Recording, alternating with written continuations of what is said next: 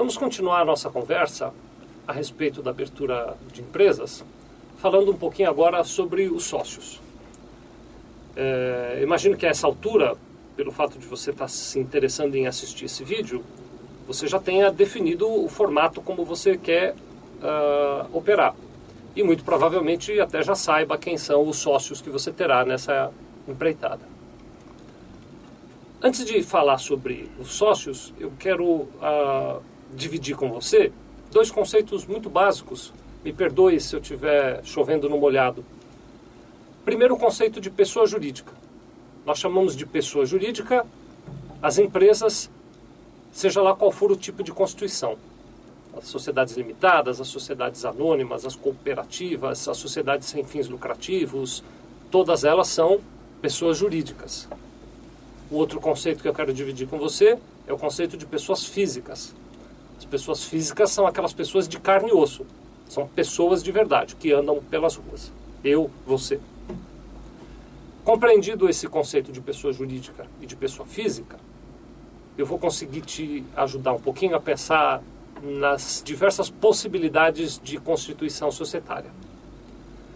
Acho que a primeira e mais comum é aquela sociedade na qual duas pessoas físicas, ou mais, não precisa necessariamente serem duas, se unem para montar uma empresa.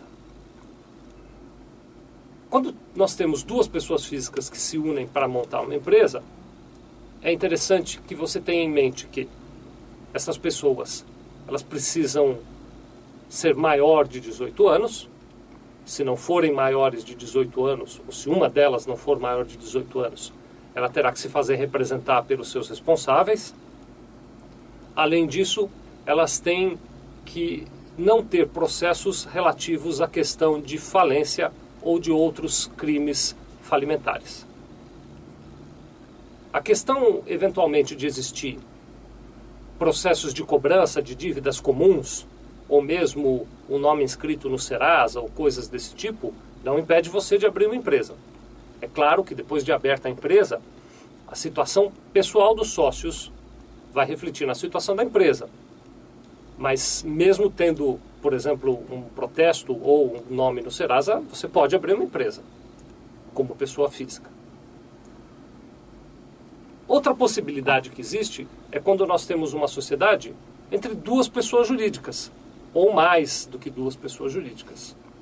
São quando as empresas se unem para fazer nascer uma terceira empresa. Nas sociedades de pessoa jurídica, a formatação e a forma de condução da abertura é muito semelhante à das sociedades das pessoas físicas. Muda, é claro, que os sócios, ao invés de serem duas pessoas físicas, são duas empresas, ou mais do que duas empresas.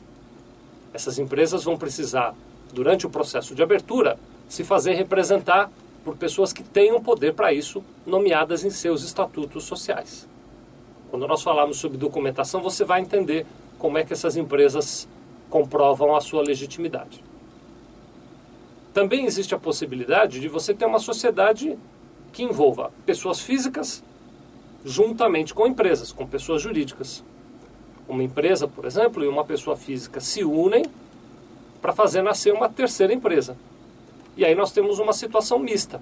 A pessoa física entra na sociedade com seu próprio nome e com seus próprios documentos, e a empresa entra na sociedade com seu nome e com os documentos desta empresa. Então você pode ter uma sociedade que seja só de pessoas físicas, só de pessoas jurídicas, ou uma sociedade que envolva pessoas físicas e pessoas jurídicas. Nós vamos continuar sobre esse assunto. Muito obrigado.